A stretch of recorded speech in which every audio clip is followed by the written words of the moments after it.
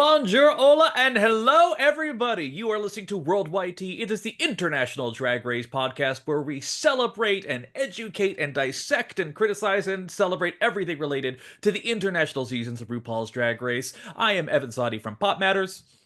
I'm Gregory Ellwood from the playlist, and you may have read me on the LA Times. And it is yet another busy week. We are still in the whole of 4 international concurrent seasons running, and a lot of themes have been coming up lately. A lot of very interesting Snatch games, a lot of Rihanna impressions, a lot of judging that I think we're going to have a lot of things to say about later on in the Oh program yeah. today. But guess what? It is a bounteous feast right now. Currently, we have Thailand, we have Down Under, we have España, and we have UK all running. And next week, my goodness, Canada is joining the Oh, fray. Canada. Somehow this On might its be way.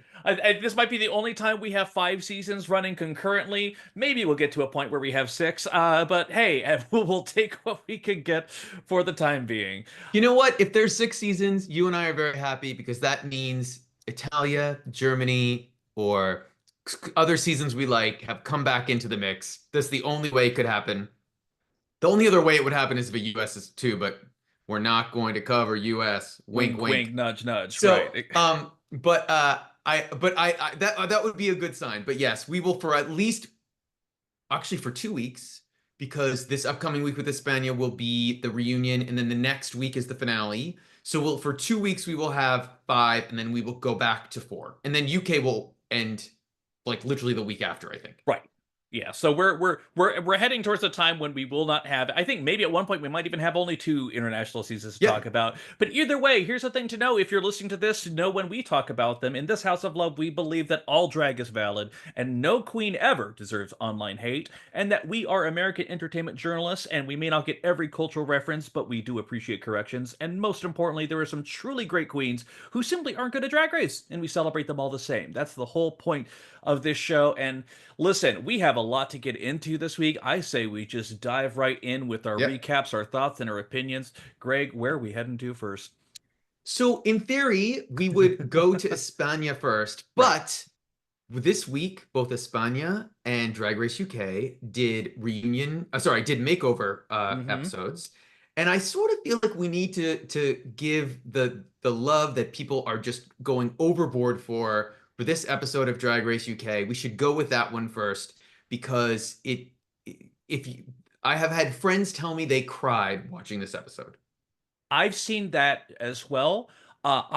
Maybe it's just my cold heart. I did not cry, but it is the kind of thing where it is. I've seen TikToks. I've seen people just exclaim how much they love this season so far, and it really is keeping up. That even numbered seasons are some of the best ones Mhm. vibe going, and I think this is really. I'll be honest, especially after Octavia's gone, I'm really enjoying so much of what is left. Just as we start out the episode, just as an FYI, Lil comes in. She proclaims herself the lip sync assassin of the season. She does sell the songs. I don't think anyone can deny that. But yeah, y'all, it is the makeover challenge, but it's also, most importantly, my favorite type of makeover challenge when they bring in family members. For those who don't know, of course, the queens are always isolated in hotel rooms. They have no outside contact to the world for weeks and sometimes maybe even close to a month on end, depending on the production and the area that they're in. But when they bring in family, it creates an immediate emotional effect on the queens. So in this particular instance, Chara's mom, Pamela, comes in. Releasa's sister Shawnee comes in. Lil's mom Angela comes in. Kyron's partner Richie comes in with the most incredible Oliver Tree haircut you've ever seen. Marmalade's mom Deborah comes in, and Lavoie's dad Richard comes in. And it's interesting because it definitely Lavoie seems especially surprised because Lavoie I don't think was expecting out of anyone their dad to come in too. That seems to be probably the biggest shocker of it. And there have been makeover challenges before when they brought in family members, and it hasn't always been the best feeling. I very Mm. specifically we're worldwide T. We're talking about international seasons. Philippines season 1 when Minty Fresh had, I believe it was her mom come in, and she was worried the entire time about her health and COVID and everything. So just shut off, and it was just this weird vibe that lasted throughout the whole episode. It was a very strange thing to hear. But here it's basically nothing but love. But wasn't All Stars 2 family? That's when Katya's mom was on. They were Correct. the Yes. makeover. So that was a great makeover one. I remember Yes. that one. So it's rare that it goes wrong. It's Right. it's it's usually bet it's yeah, it's usually a good choice by production. Absolutely. And it's even a good choice, even when Charity's mom recommends the drag name of Cherapy. I think that is, I think it's good. But yeah, it's a good vibe in the workroom, and especially when you're down to this top six. I think that, not saying that Octavia was like a negative presence or anything, but definitely it really feels like this is the group. This feels like the bond. This feels like the sisterhood right here. Like a really, really good top six, all things considered. And so in this one, although they do have to create a matching look and they have to be, drag family resemblance and everything, Rue does the sit down talk with all of them too to get some information. And it's interesting because there's not as much utterly heartfelt tears as it is just this warm embrace in these conversations. And yeah, were there anything that stood out to you specifically? Well, my first thought was like I'm assuming the finale won't have them do the Tic Tac lunch. Like this was the Tic Right. Tac for the top six. It would be odd to do it again, like just from a production perspective. Um, I, like you. This must maybe we should change our name to the Cold Hearted Drag Podcast. I didn't think it was. I thought it was very well done. I thought it was wonderfully edited, fantastically story produced. Excuse me. And I thought that I they realized they had something with Lavoie and with her dad, and I thought, when they sat down, it was all great. But I also was like, listen, they always tell you, the queens are always there, they'll tell you, yes, it's a competition, yes, we get frustrated, yes, we want to win, but they're also instructed to make good television. Right. And I thought they were really doing their best to make good television for relatives they may have seen 2 weeks ago. Yeah. So, or maybe three. And they only shoot for 4 weeks in the UK. So we're near the 10 days, end. according to some people. We kid. Yeah, We try. right. But we're toward the end, but like they shot it and after like they saw them at Christmas. It was not that long ago. And so but I get it, they're emotional and it's all they're selling it like they should. And if that made you cry or feel warmth for them or endear to them, that's what good television is. So bless. Yes. And this was like such a warm, heartfelt episode that ultimately when it came to the makeovers, like the critiques were like pretty kind altogether. At the very least, when they were on stage, they definitely wanted to give them praise and then actually shaded them a little bit after the fact. A couple quotes immediately came out to me, which was one, Kyron talking about Richie is more reserved than me, but I think the whole world population is more reserved than me. Accurate, I think, absolutely fair. But my favorite, honestly, of all the family conversations, I think my absolute favorite was when Lil was talking with her mom Angela, and like we knew something was up when they would be playing and be like, "Ooh, let's play farmers," and Lil was like, "I'll be the farmer's wife," or "Let's be workers," and I'll be the worker's wife, like every single time. I thought that was very, very endearing. That, and of course, Kyron coming up with the drag name of Rubella for their family. Perfect, literally perfect in every way. Zero notes. I thought it was good. Yeah, and I think, listen, you anyone who has an older parent, if you have one, you may not yet, like the idea that at 78 or 7, I think he was 78, that Yeah. her dad was willing, that Lavoie's dad was willing to do this, and that clearly, just a quick a timeout, just to backtrack a little bit. The queens give a number of names, probably of relatives or friends, that if Mhm. they are asked and they make it to the makeover, who would you suggest we bring in? So no doubt she put down her dad, but she probably thought he'd say no Mhm. because he's 78 and it's a lot. It's physical. Like Right. it's hard. Not everybody's Jane Fonda. Like, it's tough. So I appreciated all of that. But I thought all of them had moments with their relatives or their partners. And I even Relisa, sort of took one for the team by remaking, like she basically made outfits in the workroom because she didn't know her sister was going to come, and her sister is a plus sized woman and was not going to work in the outfits she brought. Mhm. So she sucked it up, knew she'd probably be in the bottom, but did it because she didn't want to embarrass her sister. And I thought that was kind and giving, and like I appreciated that they all really were cared so much about their relatives that winning didn't matter. It didn't seem like winning mattered to anybody in this episode. Right. And for a second, I actually thought it was gonna maybe be a top two kind of lip sync situation because it just felt like the love was in the room. But it was also interesting on the stage when Relisa talked about how she wanted to protect her sister, how she wanted Yes. to make sure that when she was presented, that she was done so in a very favorable, loving, sexy light. And I thought that was wonderful. But hey, well, let's actually talk about the looks Yeah, themselves for a sorry. second.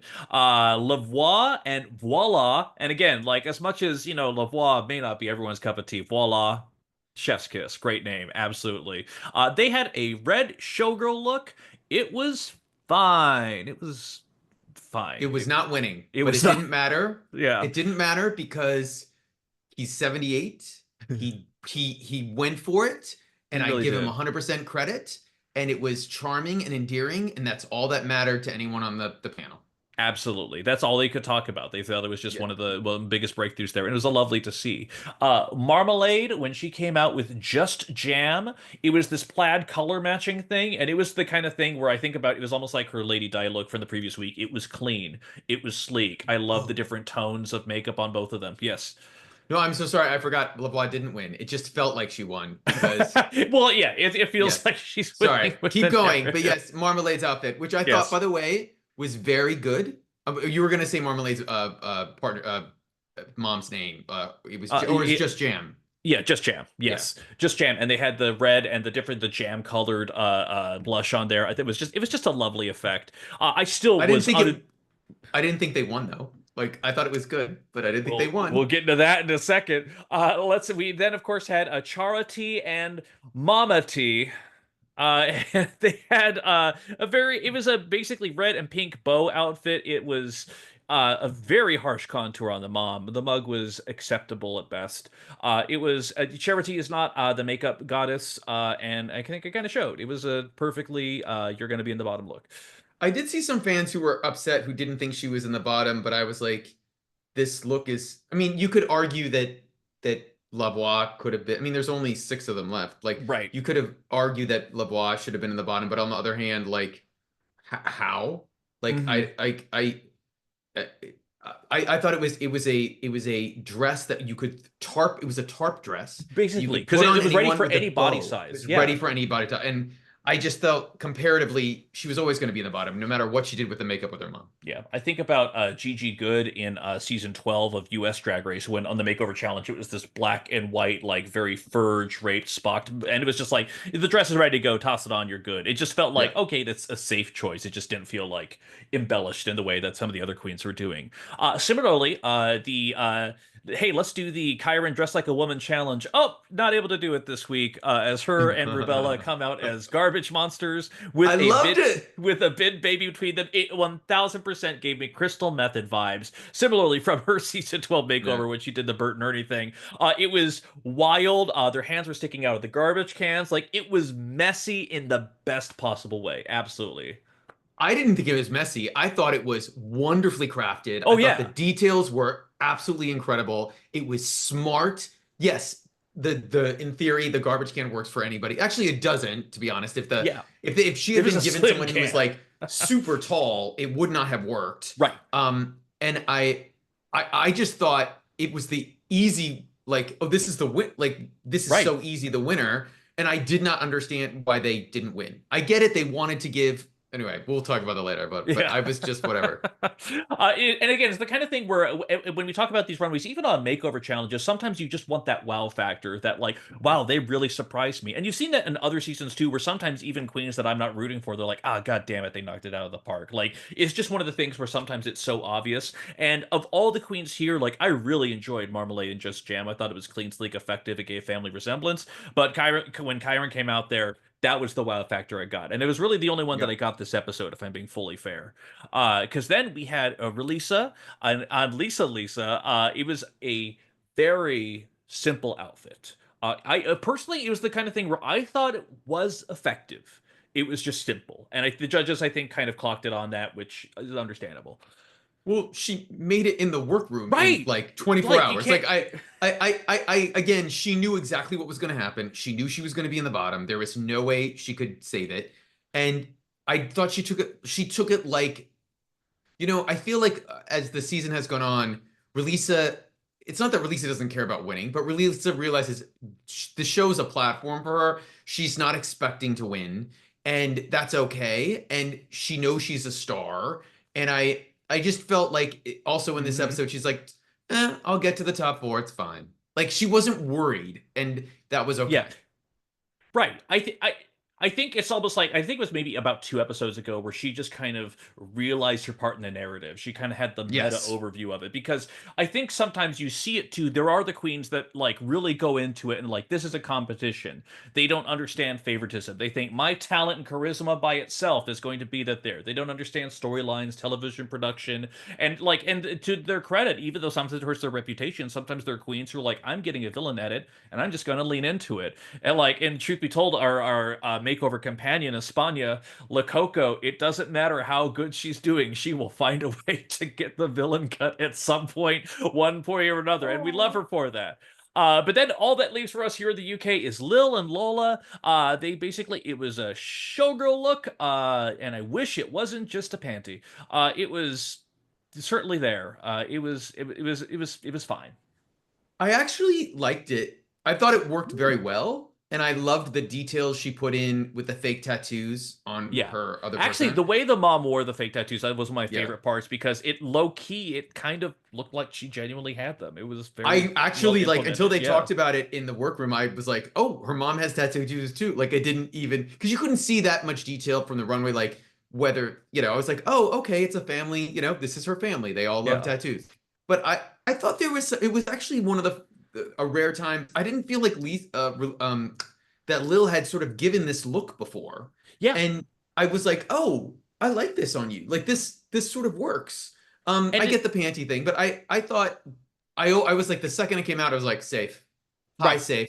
She's totally Because the fine. thing is, the way that she did the makeup too, like the tear stain running mascara thing, it Yeah, looked even better on the mom than it did on Lil proper, truth be told. Like yeah. I thought it was effective in that sense too. And I think, Oh hey, wait, also wait, oh just yeah. a quick timeout on this. Can we talk about the fact that Lil has had so much work done. She looks like her mom's sister. Like they don't even look, she doesn't even look like her mom. They look Right. like the same age, which is slightly a compliment to her mom too. Her mom's not that Right. old. But I was like, oh wow, girl. Like too much. Like anyway, that's my comment. Anyone can do whatever they want with their face and body and like less. I just was We, like, it was striking. Like it it was like, holy cow. her face has been striking since when she entered the workroom, truth be told, too. And I love Yes. it. I love it all the same. And also the judges love it too, because the tops Yes. are Lavoie, Marmalade, Kyron, and Lil. The bottoms are Chara and Relisa. The comments about them being in the bottom are very, very nitpicky, very minimal there. But even in the workroom, even in the Untuck Lounge, it's still very warm. They know what's going on. It's not really a Yeah. surprise to anyone. Although I Uh, thought Chara was a little annoyed. I thought yeah, Chara, yeah, she was definitely like, I think in her like when she was talking in the confessional, she seemed a little like not thrilled. yeah, but at the same time, it's the thing where she also has eyes and she can see the Yeah. rest of the room around her. I think she had to at least acknowledge that the other queens were pulling it out. But most importantly, the winner is, after being safe 8 billion times in a row, is Marmalade. And she gave the cleanest, slickest look, and Greg disagrees. Should have No. been She should Kyron's have fourth. won. She probably should have won another episode. Yes. I'd have to go back and look at it and because she's been high almost the entire Yeah. time. She She's should have never won the been. design challenge when she had to lip sync against Lil Yes. and our favorite, Chanel. Yes. She didn't wasn't she was out lip synced, but like that she should have genuinely just won on merit alone for that. Yeah. I don't and I get that they wanted to give Marmalade a win, and I'm happy that she got a win. She didn't Cheryl Hole her way through the competition. But I also was like, Kyron won this. And to be honest, I would have been annoyed, but I would have been like understood if they decided that like even Lavoie won. Hmm. So but maybe the dresses just were like so what anyway. But I'm happy Marmalade has a win. Hmm. I'm actually a fan. Like I loved her chemistry with her mom. Yeah. It was so cool. Her And mom was so witty. You could see yeah, where that just that dry vein of intellectual smartass commentary was coming from. I need Marmalade on something else in the future soon. Like she's not one of those UK queens where if I never see her again, it's okay. I really, she's like Kate Bush, she's Tamara, Yeah. she's Cheddar Gorgeous. I want to see her down the road, Give like her a somewhere. fashion photo review for the UK. Give her Yeah. something, because like she would absolutely knock it out of the park. We're very excited. Yes. But hey, it's a lip sync. Charity versus Relisa to the drag classic "Never Gonna Give You Up" by Rick Astley. Yes, after all that, even I saw even Kyron tweeted about it. Like, was I just crying for 50 minutes only to get rickrolled at the end? Thanks, RuPaul. Which is it was if you didn't know it going into it, it was unexpected, and I actually knew that was the lip sync song, and it was still unexpected. It I was yeah, I mean, I sort of was wondering why it took so long for them to do it. right. But I listen, the minute it started, and remember, we've never seen Chara T lip sync That's before. correct. And the minute it started, within like 10 seconds, I was like, nope. Like, Yep. she is not winning this. There is absolutely no way. And I knew Releasa was gonna win anyway. Like she's a star. There is no way they don't want her in the finale. Right. And Exactly. I will say And that oh, like it's pretty easy who the top four is. Like unless there's some massive like upset, you can figure out who the top four is. But I was like, and then it just kept going, and I was like, you know, Chara, you had remember Chara T said she thought she was going to go home really early. She said that yeah. to her mom when she came in, and you sort of understand why, you know. Right. But maybe she'll have a chance on a future UK versus the World season to come back and like prove us all wrong, like Yeah, Blue Hydrangea. she's taking the Ellie Diamond slot for the season. And I think that's Hey, whoa, that's a low. Whoa, the I Scottish Trixie Mattel. Like, come on. I'm kidding. Ellie Diamond had much better looks. But still, it was. We're spilling the tea, baby. Whoa. But still, it was. I thought she had a lovely run. I thought the fact that she was very, it's that thing where her acknowledging she's also a kid too. Like she's, still in her early Yeah. 20s. And the fact that you could see that in the lip sync, it was a lot of flailing, it was a lot of energy, but not a lot of focus. But it was still a very good time. Unsurprisingly, Relisa wins. Shara goes home. Overall, a very good episode. And Relisa is so good. She is in a dress she has made that she can barely move in. Again, another lip sync where Relisa really hasn't had a chance because of what she's wearing to Right. show what she can do. And she still easily won because she knows how to emote. She knows how to, she's a star. Like, she has stage presence. That's why I think she knows deep down. And by the way, they were all, remember, everyone remembers, if you go back to the first episode, they were all really excited she was there. Yeah. Everyone knows her in the UK. So they know she's a star. She's going to be fine. Maybe she'll get on a work the world tour or something. But Oh like, God, yeah. yeah, She's she's going to all be good. employed for a very very long time. And it's Yes. weird though because like even when she's in the bottom in these most recent episodes, like the confidence that she's had, I think she's even more confident than when she came in. Like I feel like Yeah, she's just kind of not even just embracing the narrative, but she knows her talent, she knows what she's up against, and she may not be the funniest person in the room, but she still has presence. So very very absolutely. excited. Great time. Yep. And so the episode ends and Charity goes home. We'll see you down the road, girl. Like Yeah. I like you, but we'll see you down the road. Maybe you get a chance to come back. I don't know if I should say it or not, but there I don't know if it'll be this one, but they're not just shooting Drag Race UK season 7 in the beginning of next year. There might be UK versus the World 3 that's going into production. So pay attention. See if your We queens aren't around in February. they might See, eventually one day be recognized by Ariana Grande on the green yes, carpet. You never know. you never know. If anyone didn't see Tia Coffee, the winner of UK versus the World 2, Ariana showed up today at the London premiere and walked through the line and pointed her out. Like that is great. When Ariana knows you, that is freaking awesome. I'm Yeah. super happy I for her. mean, Greg and I both know this feeling too. So, it's By it's the a way, really that's future Oscar nominee, Ariana Grande, I'm likely. I'm very excited. And hey, there's a lot of other things I'm very excited about. But it's not going to be the Marichocho Awards from España. That's also a very prestigious award, I hear Yes, as no, not well. that. Exactly. But hey, España also had a makeover episode, and oh my God, we need to dive into this. I didn't get emotional, but I loved Yeah, everything about this episode. Truth be I did told. too. I didn't love the rankings at the No, end, but I absolutely not. I loved the idea of it, and you should explain what they did this time. Okay, so first off, so this is Drag Race Season 4, Episode 9. The Queens, after Maggie Yellow's exit, they actually are very emotional. After the judges were very sad about her leaving, they got very emotional too. But something's different in the air because it's not going to be a regular makeover challenge. In fact, the mini challenge is something that we haven't seen before.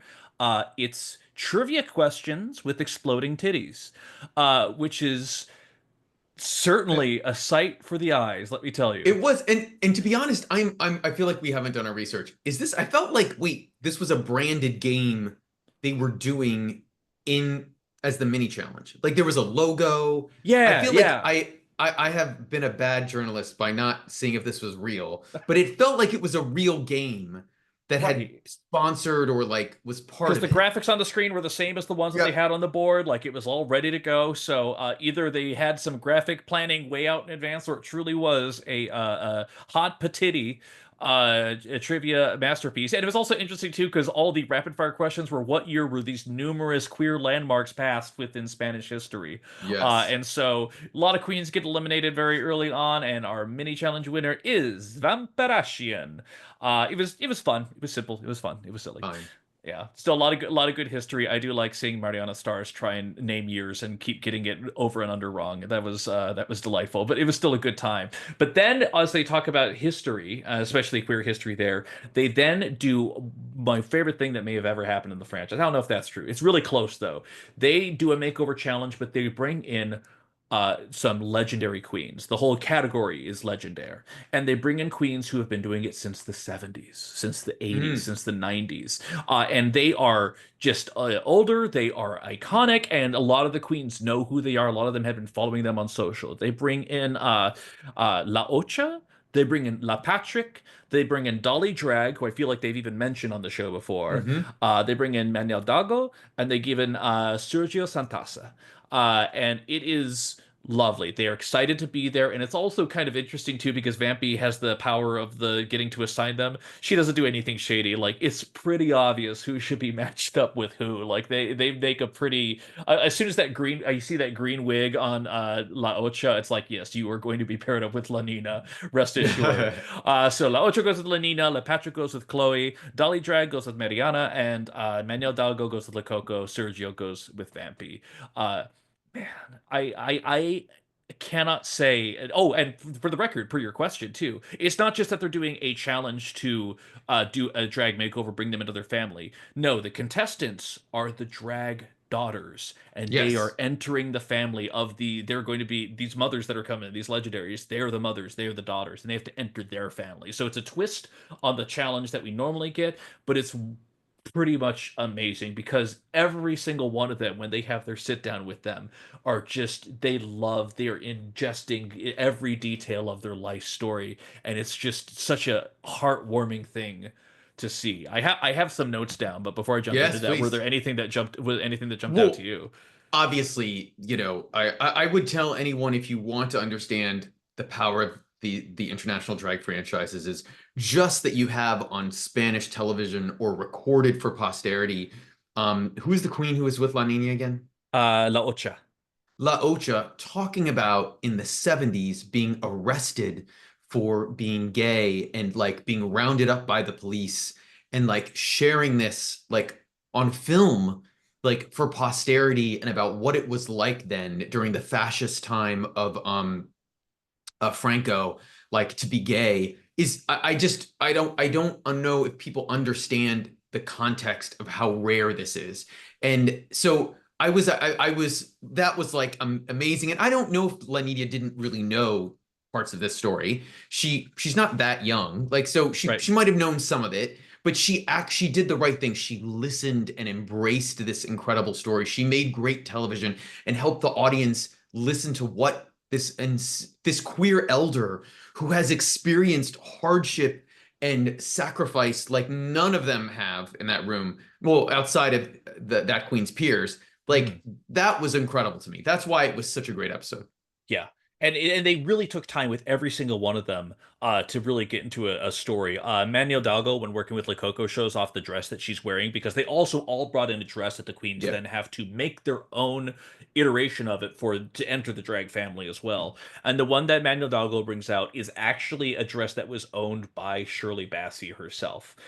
Continuing our trend of Shirley Bassey and Rihanna, all over the place over here. But it's actually quite beautiful to do it. I remember at one point Dolly Drag, when talking about her makeup style, says my lips were like a stab wound in a tomato. And also talked about in the early days doing some queens talked about how they had to use charcoal in order to Mhm. get some of their effects that they had because they didn't have the same access to feminine products that they did, and talked about how it was like doing it blind in a cave was how they described their makeup style. And Ochoa is yeah, and talked about being arrested during the Franco regime. Just incredible, just really incredible stuff. It was maybe one of the most heartwarming episodes of any international season I've seen. It was fantastic, and I did think then the only contrast to the episode was the judging when they eventually got to the runway was a little not what I expected a little bit. Same. And let's get into it. First off, I want to talk about Supreme. Her I don't know what happened, but her runway looks when she's come onto the judging panel have been disappointing almost all season. I don't know what's been going on, but it also is kind of rough when we have honestly Pangina in Thailand giving it to you every ball. When you have like some of the other Yeah. hosts on there, it's like, dude, did we fly over Zaldi? Like I'm not sure what's Well, going yeah. I mean, I'll say this, Rue's looks on UK have been utterly forgettable this year. Like, Yeah. and I sort of get it because to be honest, Zaldi, I think, saved a lot of looks for Rue for global. Like Rue Mm, hasn't looked as good on any season in a long time as she looked on global. yeah, yeah, And yeah. I'd love that, to be honest. But I also feel as though, we don't know the context with Supreme. To be quite honest, they may have shot earlier than she thought. She may have thought that her designers may have thought they had more time. Some of them have been looked, but listen, even Brooklyn, who pays so much time and attention to what she does in Canada, I feel like she's a little like the every other season. One season's good, the next Yes, season yes, she yes, makes some yes. choices, and then the next season it's like, whoa, you remembered. And like I already saw the promo photo for this week's, and a friend sent it to me, and they're like, "What did you think?" And I'm like, "Well, it's a corset with a skirt and with a piece of fabric, but she's serving it."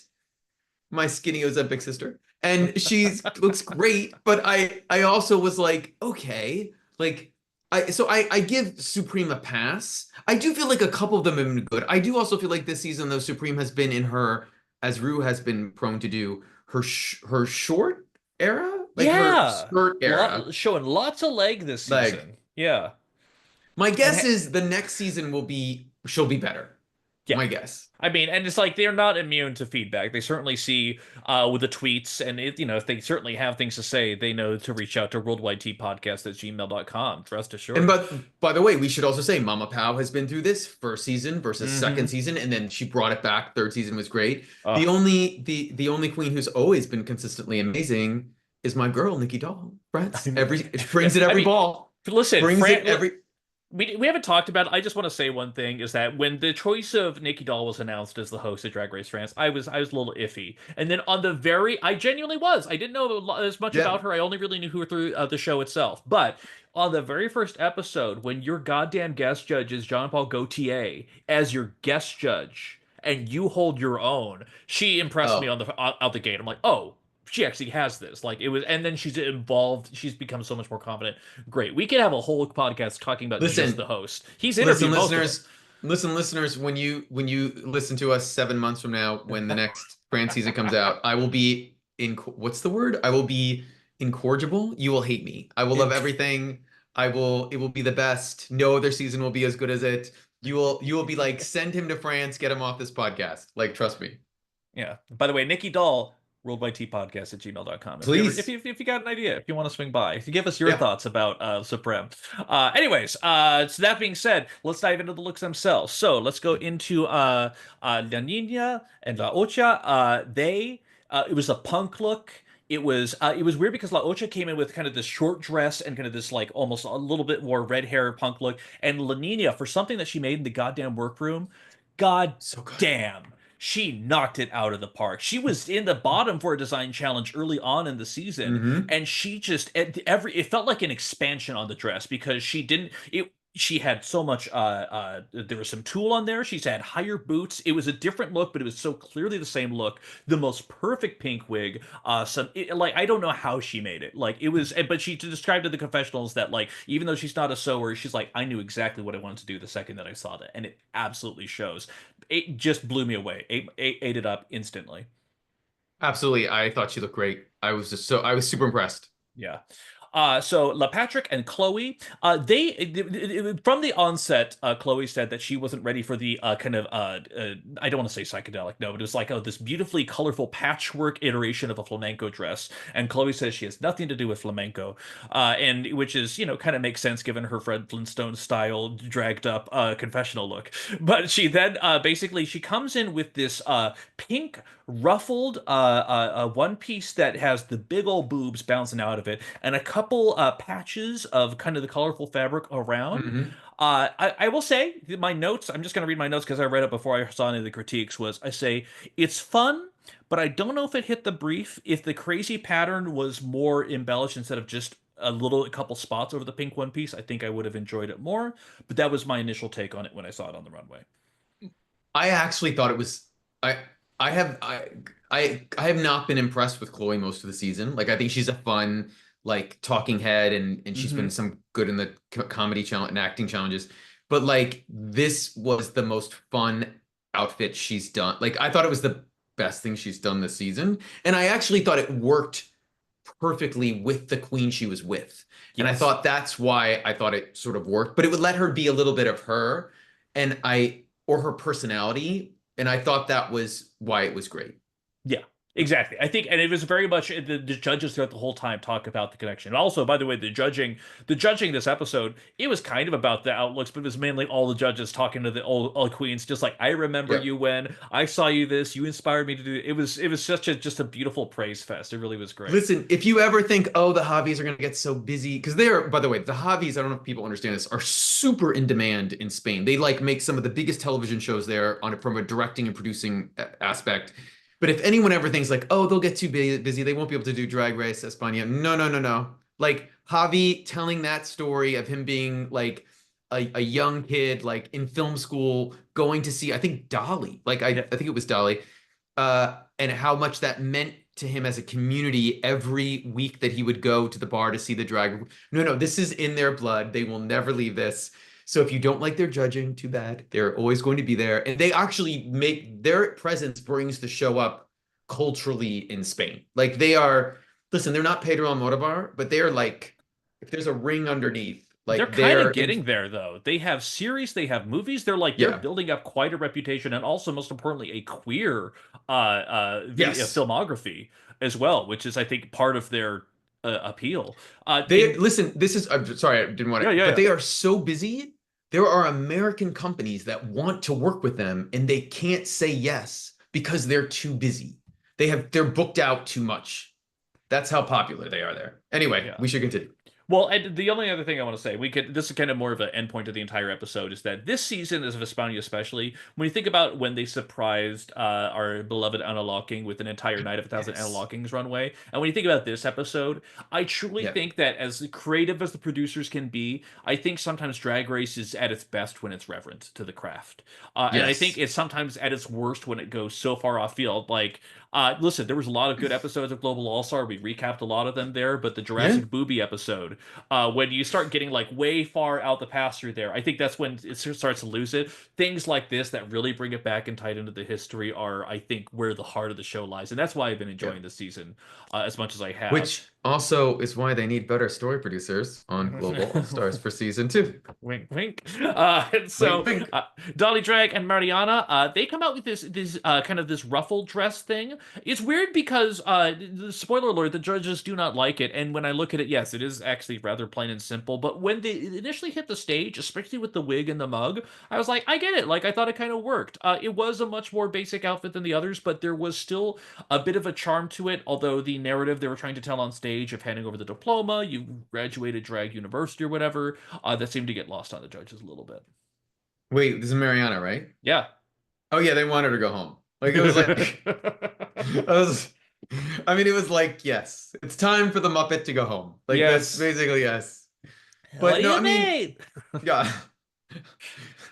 Listen, I'm sorry, the Venezuelan Queen is not making top four. Like that's No. not what's happening here. Unfortunately, though, but it was still a lovely gesture, a lovely Yes. time. Le Coco and Manel, they came out with these looks that looked very identical to each other. It really fit the brief with this kind of feather gold head that they have, and kind of this very much more thinner skin tight dress.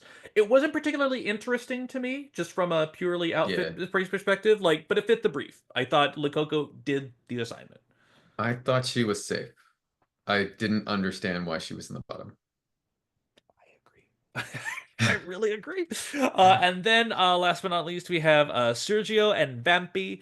There was this is this feather black dress that they have, but it's the kind of thing where, especially, this is one of the things where I think throughout any of the seasons, when it comes down to the makeover challenge, introducing your drag family or what have you, a lot of that resemblance doesn't come down to the outfit so much. It comes down to the mannerisms and especially the mug and especially Mm. the makeup and how well you match your face to them.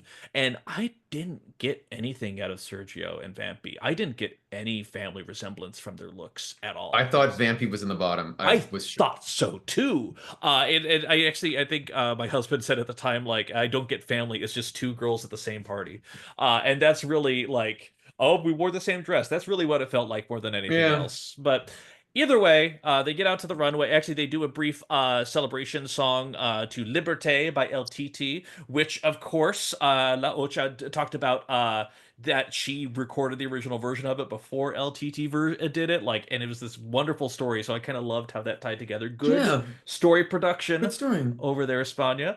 But either way, we have the tops. It's weird because like the comments are so minimal on there that the tops are basically La Nina and Chloe, and the bottoms are Vampy, Mariana, and Le Coco. And I mean, I guess they could do. My only thought is at this point, Lococo has two wins, right? Yes. She's the only one with two wins. Mhm. So we need to knock her down a little bit in case she wins.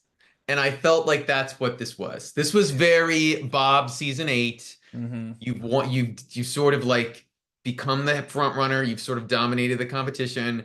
You don't deserve to be in the bottom, but we're going to put you in the bottom to just give you a little arc so people think that there's, it's still Some sort of close. drama, something Yes. they overcame. This is very Sarah Forever.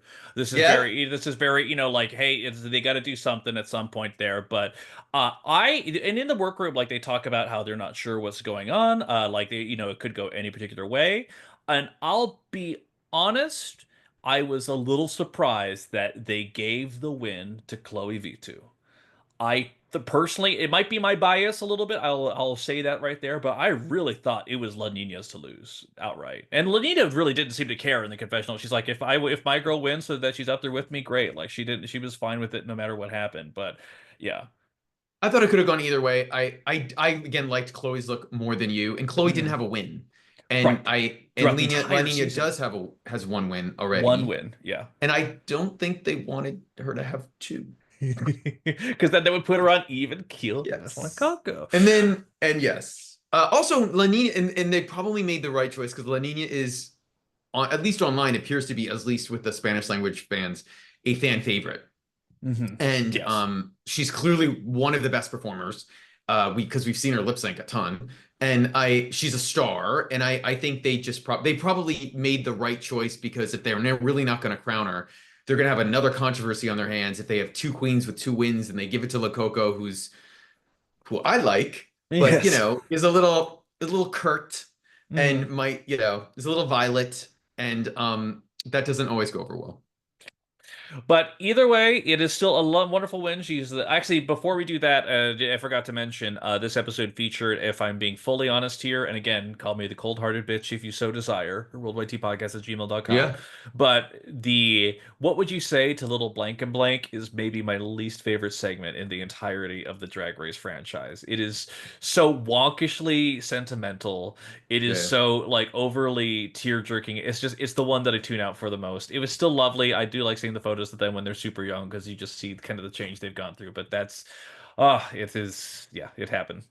To be honest, like the Tic Tac lunch in UK, I was just happy it happened. It just told me, oh, we don't have to deal with this in the finale. Like I was just like, yes, all right, we got through it. Like I that's what I liked about it the most is that it means the finale won't be as formulaic as it traditionally is. Yeah. And we were talking earlier, there's the potentiality that this might be a live finale, question mark? Not anymore. It Okay, will not not so it will not anymore. be anymore. Okay. It's very confusing. I will say that it appears the next season, which they've already shot, but did not have a winner to crown in, so that will be live.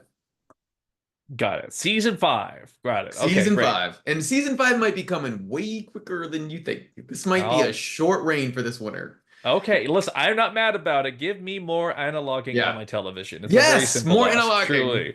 Either way, so the girls, it's down to Mariana and Lococo, and they have to lip sync to Las Babies by Liatana. And it's a fun little song. It's a fun, Yeah, it snappy was good. little electro pop of a number.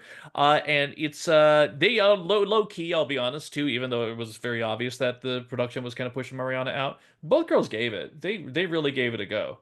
It was super close. And Yeah. I thought the only reason that Mariana would have lost was because we've seen her do this before a couple times. Hmm. And once you show I'm this was her third time lip syncing, correct? Or twice. We should Something double check. I think it was twice. I have it pulled up. I'm gonna pull it up It here, was but twice. yes. I feel like we've seen her do this before. And my take was once you've shown all your tricks, like she really pulled out every trick. Like she was it was her third, right? That's why. And I don't think she's ever lip synced to a ballad.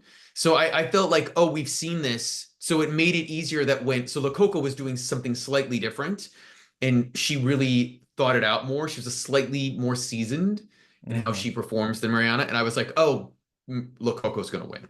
Yeah. But also, I I also thought when Mariana was in the you could tell when she was standing on stage, she knew. She Yeah. knew she was going home. Yeah, it wasn't that much of a shock. Low key, it's I just briefly to kind of my random thought. I want to go back to Canada season 4 because there's Mm. one queen over there that I counted out pretty early on, near enough, that she could dance, she could lip sync, has the most one of the most iconic reads ever to another queen before going on stage. Can you even do the splits?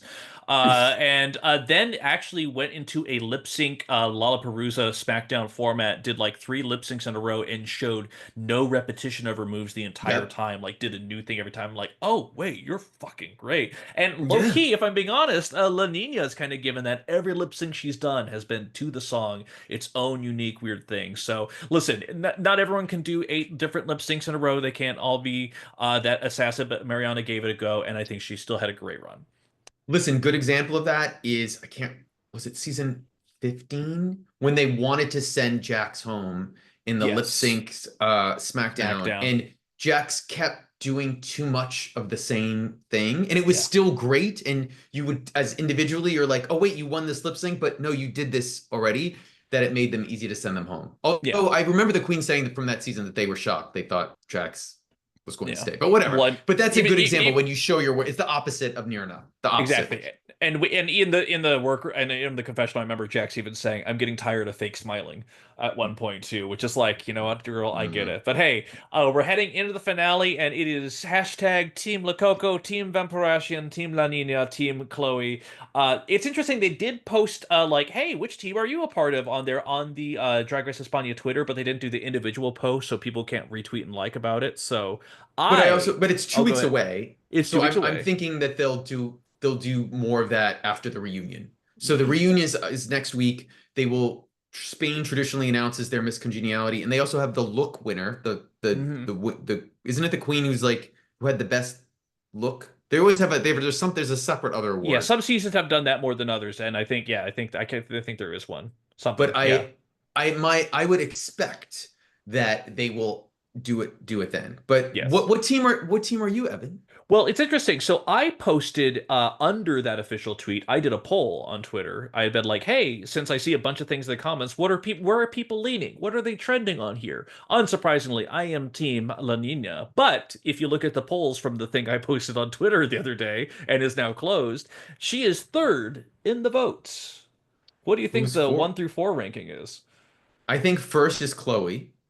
No, she is actually last in the ranking behind La Nina. Is Vampirishin number one? She's number 2. It was Oh, my Lococo girl, with Lococo. 36% of the vote, Team Vampirashi with Well, 28% of the vote, I Team La mean, Nina with 18, Chloe with 16. Evan, you're on the place that shall not be named, that you need to leave. I So I'm sure these are just Russian bots voting for all this anyway. Entirely possible, but I'm gonna keep calling it Twitter because I love dead naming it. Let me just put it that way.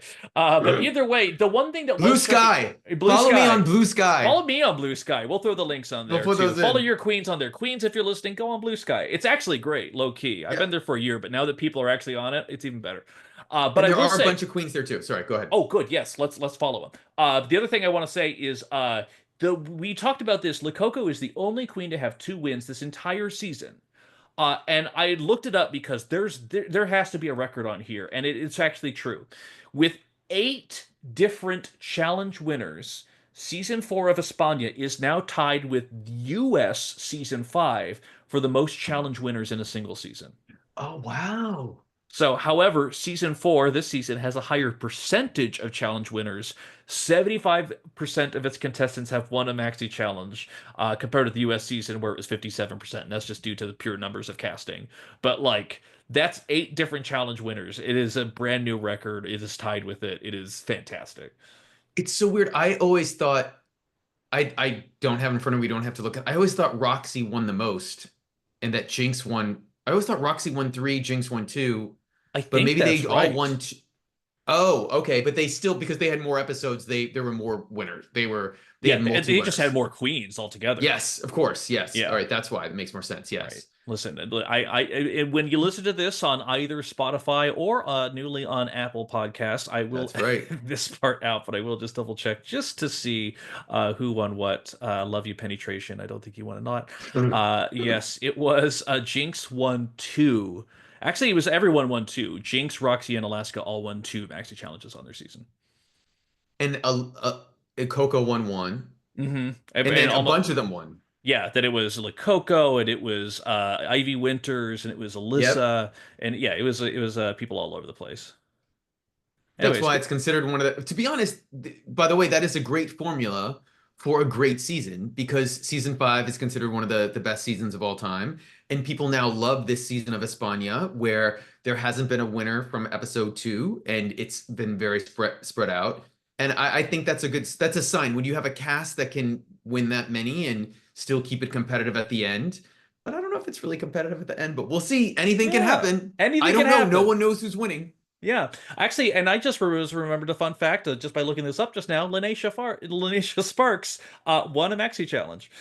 Right, she did that amazing. She did she was a design challenge. She I think won. She so. made that amazing dress. Yes. Yeah. Somehow I completely blocked that out. I saw a list one day of like people who forgot one Drag Race challenges, like Robbie Turner Ah, and people, and it's just like, oh, yep, that is true. And listen, 5 years from now, you'll be like that Paraschian won a maxi challenge, and I'll be like, you're lying, no way. But it is facts. She's in the top 4. What can I say? But hey, we have a couple other finales that are unfortunately very far away from us, both for Down yes. Under and Thailand. Where are we heading to next, Greg? I think we should talk about Thailand first because I've sort of come around on Down Under, and I think we should wrap up with it a little I bit. that's a Let's. great. I think that's a great point here. Yeah. So yeah, Thailand. We're on episode 5, which kind of blows my mind. It still feels like Same. it's still so fresh. Also, we've been doing Worldwide Tea for several weeks now at this point here. Yes. So guess what? We're celebrations to us. Thank you, by the way, everyone who's listening. We really appreciate Yeah. it. Appreciate it. Some people apparently don't even watch the seasons because they are just listening to our recaps to be on the same page. And guess what? I think we're sparing you some pain in certain instances. But hey, we jump into season 5. Shotgun has left, and her mirror message once again insists that she will be on All Stars. Love that. Love that delirium. Love that delulu. Love the Very, illusion. exactly. Meanwhile, something that is actually decent story production. Right afterwards, Siam says that she's the prettiest girl in the workroom, but she also thinks that everybody dislikes her. She feels like an outsider. It turns into a big fight later on.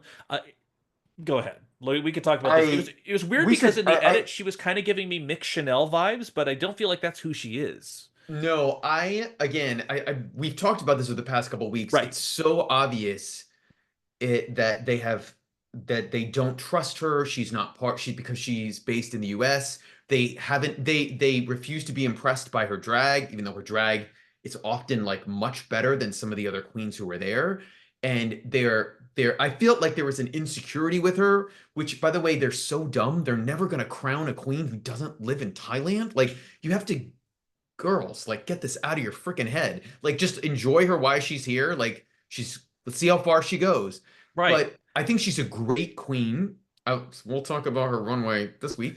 But I I was sort of what Gigi was doing was like so blue. I mean, Super I passive rewatched aggressive, it super mind gamey. Just yeah, and let's just jump ahead to mean it right girl, there. like super mean girl. I was like, what is happening here? Like, and I part of me was like, wait, are the producers pushing this on? And then I was like, oh no, no, no.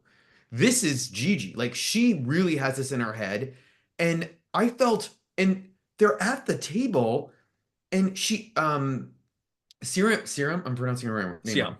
wrong. Is like crying. She has tears down. And this because they won't stop. They won't give up on this. And to be honest, at some point, a producer has to stop this. And I was a little like, what are you guys doing? Like this Right. is it crossed the line to me. Right. And for those who don't have context on here, it's a Snatch Game Sorry. episode. We'll get to it in a second here. But while they're getting ready for the runway in the next step, like the following day, this comes up the fight from right after the elimination that we just talked about on there. Everyone talks about Siam being fake, how her opinions are fake, how she's giving critiques and they're unwarranted or they don't come from a real place and they just want to know the real her. And Siam is just looking at everyone being like, what are you talking about? I Yeah. am me. She is so confused. And honestly, as an audience, I'm confused too because like I don't see anything that she's done that would indicate any of this on here. And it's just very clear. Gigi Ferocious is just like completely this is I don't like the vibe you're giving, whatever. And then she like at this point, Siam's asking other queens, what am I giving? ZP has to step in. Even sweet Frankie Wonga has to jump in and be like, what people think that some of your opinions seem to be not coming from a real place. And she's like, what are you talking about? Like the whole time, almost it's a fight, but it really isn't a fight because Siam just has a question mark on her face that just floats there the entire time as she's trying to figure out what the heck these girls are talking about and figure out why they don't like her. And it really feels like just because she's an outsider more than anything else, as much as they say it's fake and it's not the real you, it just feels untoward and just kind of comes out of a random spot. I actually lost a little respect for because I feel for most of the season, Frankie has seemed like the only adult in the room. Correct. And I was really surprised because clearly when Frankie said that, it meant, oh no, they're a clique. And they've all talked behind her back without her knowing. Yeah. And they've saved it for camera. And I was like, come on, Frankie. Like you're better Yeah. than this. And I felt like You're she was even trying to be the reasonable one, but yeah. even with that, she was still a part of it. She was saying, Yeah. no, everyone thinks you're fake, and this is the reason why, which just felt just incongruous with everything so far. So low And key, like I'm Team Siam now after whatever the fuck oh, this is. Yeah. and to be honest, it would be one thing if it was good television. If this was Yes. like fun drama, like if this was like, I don't like you, you don't like me, a little bit of like Tamisha Aman and Candy Muse, like sort of thing. That's not what this was. This was a No. ganging up thing, which was also slightly similar, but not as bad as what was going on with Espana and Megui. But they kept it smaller there. It was Hmm. like little snide Yeah, it comments. wasn't a dominating narrative No. that took up like a full 5 minutes of an episode. I think it was more than that. I feel Yeah, like I it didn't just time it. It kept was at least going. 10 minutes. It was like, Yeah. they didn't have did they have a mini challenge? I don't even Yes, remember. it was the reading challenge, Oh, right. which So mm, uh, that was oh, bad. yeah, That was thank you, really bad. Godland, for having some reads. Yes. Like the idea that I forgot there was a mini challenge just tells you like that's how bad it was. Yeah, Actually in a year where I remember watching it going like, "Oh, this is so sad," because most of the breeding challenges have actually been sort of okay this year. yeah, Um and then but anyway, I hope I hope Siam I hope this doesn't ruin her with the fan base that she can't go and like perform in Thailand. I hope everything's okay moving forward, but we'll find out in future episodes. But yeah. I just had so much sympathy for her, like in this whole situation. Yeah, it was just there's a lot of surprises that happened this episode, I'll say, and we'll get into a couple of them. Oh yeah. Mini challenge. Listen, if you want to look into it, you can. But just long story And whatever. short, Gotland won. That's fine. Also, it Uh, was super quick. I feel like that was like 2.5 minutes. well, Like, and I knew something was up when that was so quick. And then we have looks like Pangina's going to prom. And she comes to the workroom and announces, "Hey, we're going to be doing Snatch Game." But then she's like, "Let me see what your snatches are," and just stands at a table, and it's like a lightning round over there. There's like yeah. almost no quirky side talk or anything else like that. Mm-mm. That you feel like the narrative is truncated, and very clearly it is in order to make room for the giant fight later Yeah. on. But either way, they dive into Snatch Game, and obviously this is one where, when it comes to the international seasons, we're not going to get every reference, but there are a couple that Western viewers will certainly know. Benze Diva decides to do Marilyn Monroe. Siam does, as far as I can tell, a dyslexic 80s rocker named Pumgang. Spicy does Patue, who is an old businessman, but apparently a real life friend of the guest judge that they have on the panel, Lucade. Mm-hmm. Godlin does Brian Tan, who I got read as bland snotty bitch. I don't know much about her. Frankie Wonga does effectively a balding old man with teeth missing, and it goes over very well. Which ZP, also they do make the big point because they want to protect themselves that this is a controversial sort of character that yes, and basically Frankie asked permission in a way from Pangina, can I do this? Which I'm sure the producer had already told him he could. yeah. But I thought it was a very smart way of protecting yourself in case it went badly. Right, and I think it kind of similar with Canada when Melinda Verga did Manny Pacquiao, Yeah. who is someone with very controversial views, and like, can you make homophobia funny? In the case of for a character, and actually you can. It turns out. Yeah. ZP does a character by the actor Tick Lindsay called Payun. Who is apparently a very broad comedy kind of bitch. Dani Safira does effectively what it is an older politician with Chow Kok Yao. And Gigi Ferocious does Rihanna. And then for some reason, I'm not sure if you caught this in the edit. After the quick round, like, oh, here's what you're doing, cool. Then there's this shot of Pangina slowly walking away in slow motion up the stairs and then leaves, and that's it. And I'm like, why was that left in the edit? What are we doing here? It was like it added to the slight level of surrealism that just permeates this entire thing. My guess was the editor saw it in the rough and was like, "Oh, this is fun." And we're in the fifth episode, right? Yeah, Yeah. By then, maybe Pangina is just becoming so comfortable like with this new format and with the queens that she was just sort of having a good day. And maybe there'll be more of this as the season goes on. But I was like, okay, there's a little quirkiness to Pangina here. I sort of was like, you know what? It broke up the monotony. I was fine with it. I was like, give me more. absolutely. But hey, the Snatch Game does in fact happen. Spicy Sunshine as this older Patua character is interesting because she very much the fact that she has a chemistry with as the RLF version with the guest on there really leads into her doing pretty well in this challenge. I Hmm. personally didn't get as many immediate guffaws out of it. Truth be told, it was for me Frankie Wonga. She seemed to have the best comeback. She was interacting with everyone. She seemed to have the most fun out of everyone on stage there. It seemed like a good time. Spicy though's character did the thing where she cut the ribbon at No, the that was Nadi Safira's oh, character Nani of the older Safiris. politician. Oh, Yes, right. So before she then okay, so had to collapse and put her head down on the desk because she was laughing and trying not to break character, yes. and then everyone thought that she had passed out, which was a I nice little bit. was Yeah. utterly confused by this video. I by this episode. I don't want to get too out of ourselves. I thought Frankie made that judges and Pangina laugh the most.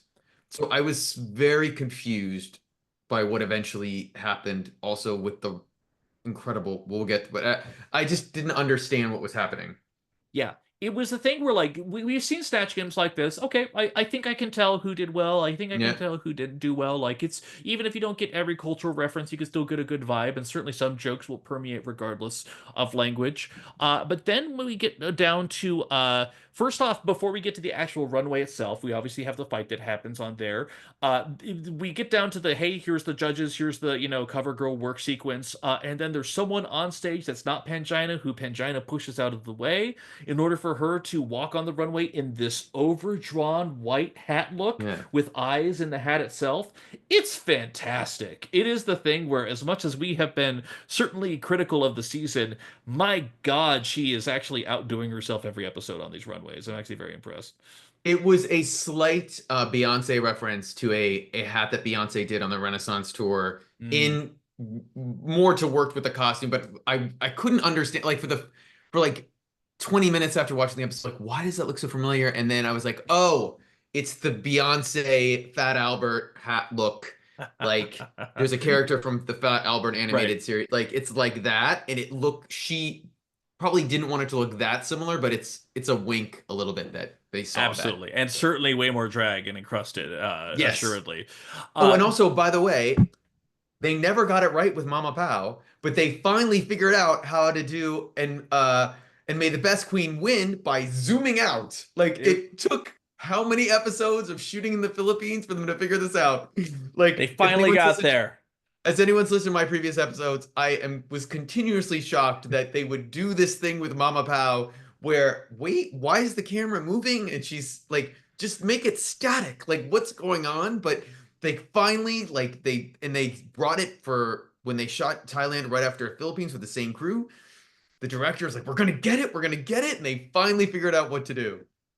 Yes, and you know what they didn't figure out how to do? How to name a runway category. Because listen, clown is sexy and I know it is a phrase. It's like Heidi in closet. It just doesn't roll off No. the tongue easily. But either way, we're stuck with it. And by the Clown way, they is said it in sexy. English. It's not like they said Yes. it in Thai. So we don't know if it rolls off the tongue in Thai, but in English it doesn't. And Pangina knew what she was saying.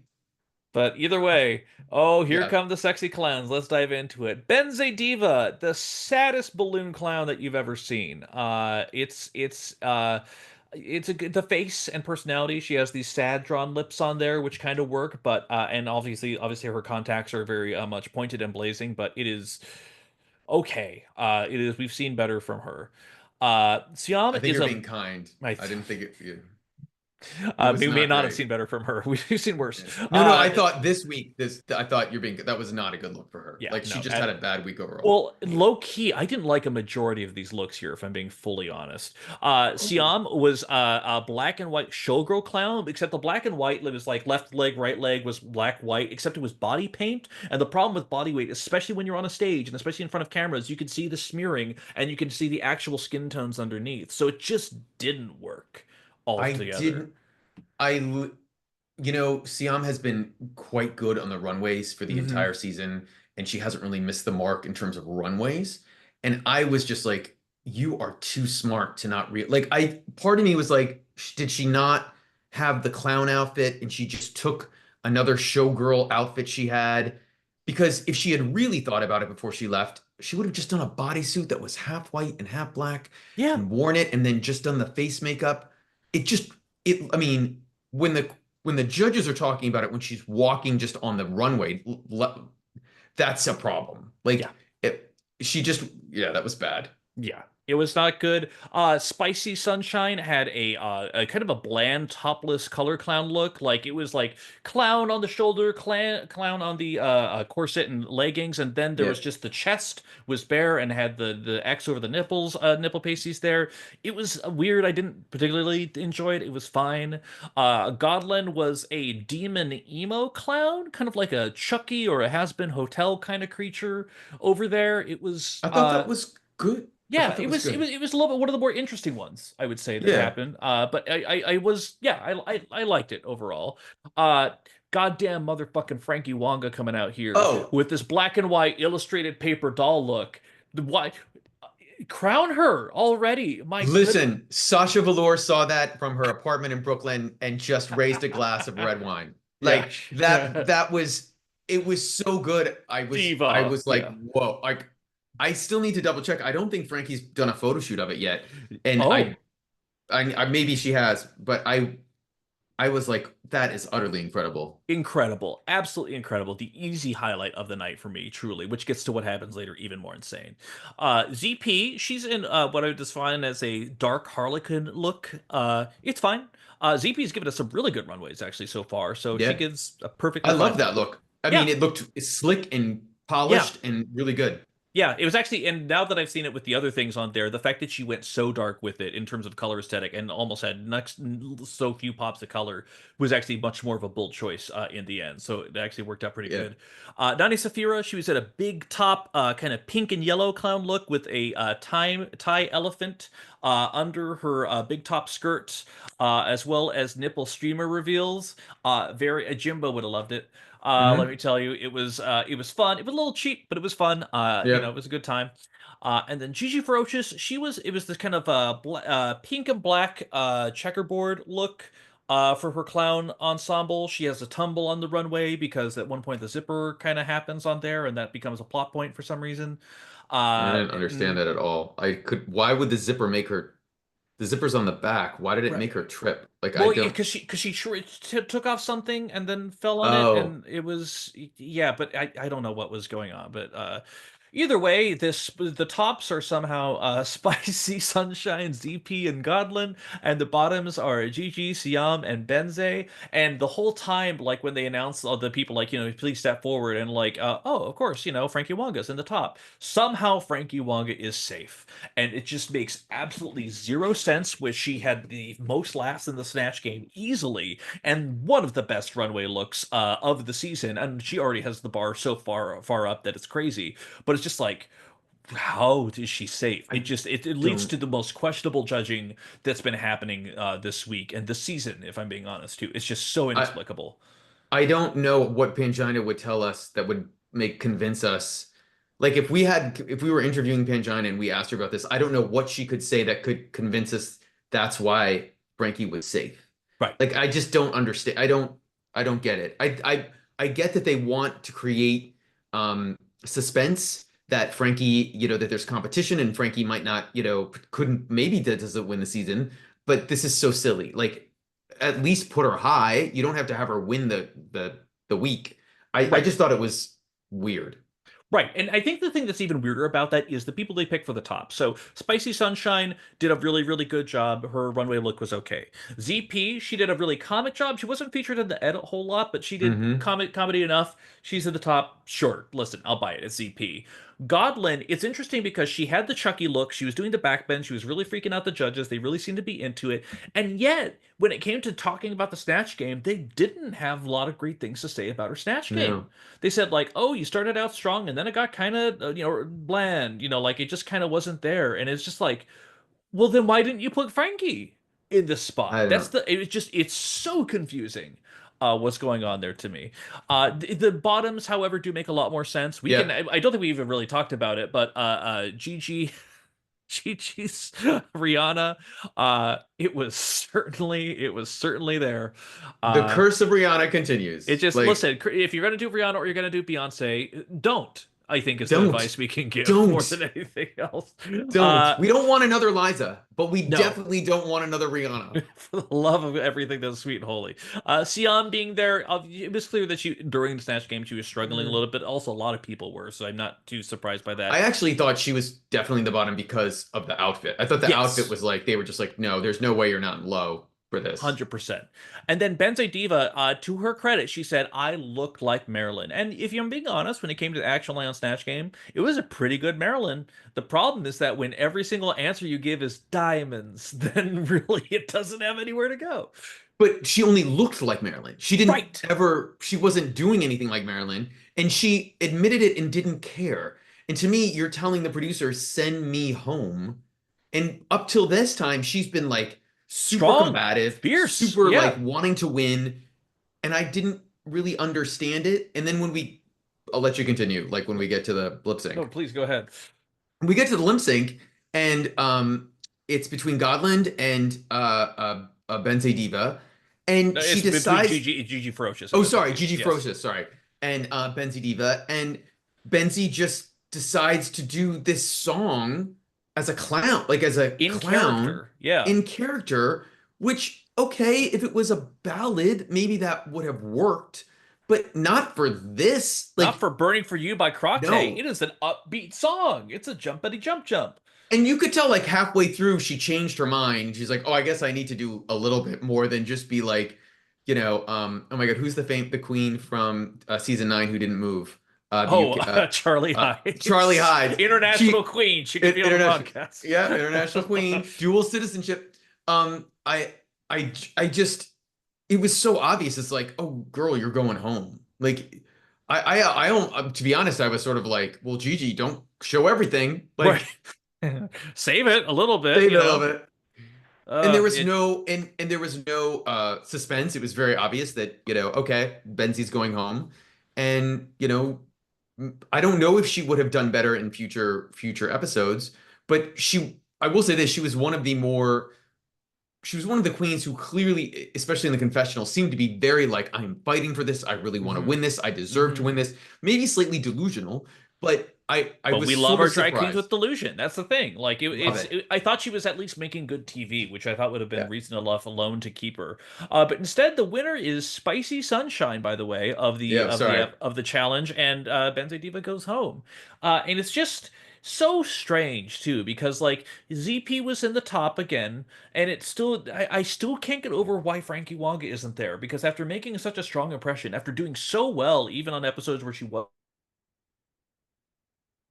wasn't in the top. This felt like such a home run knockout that I'm still just flummoxed. I still don't know what specifically is going on with the arc of this season. I every time I feel like this season is sort of like turning a corner, Uh-huh. we have something happens and you're like, oh no. Yeah. And I felt a little bit like this at the end of this episode, just because we have this whole thing with Siam. I said it right, right? CC on pushing. Ah, I'm never It's gonna get it right. okay. And our San Francisco queen, or Yes. no, she lives in Vegas now. Our Vegas Uh, diva. Vegas diva. That I with that whole situation and then the weird Frankie judging and just how the whole episode felt overall, where I did sort of chuckle a couple times in the Snatch game. I'm just like, what is happening? And I we still got time. I'm hoping it can turn around, but this season has been not what people have expected or hoped for at all. Yeah.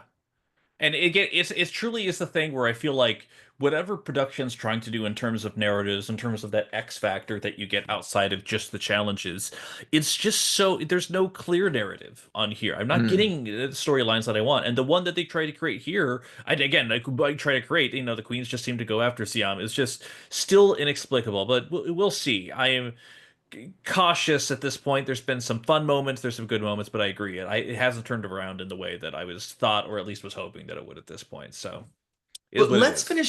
let's finish up with the season. I don't know if it's turned it around, but it's made you at least raise an eyebrow and go, okay, let's see what's going on in Down Under, because maybe not having Rue there is one of the best things that may have happened to this franchise. I would agree, and I feel like it's still not fully there yet, but it is, I think, finding a little bit more of its footing as it's going along. And also, R.I.P. Isis Avis Loren sadly passed away. Won't be on the judging panel until next week's episode. I don't know what's going on with that whole situation.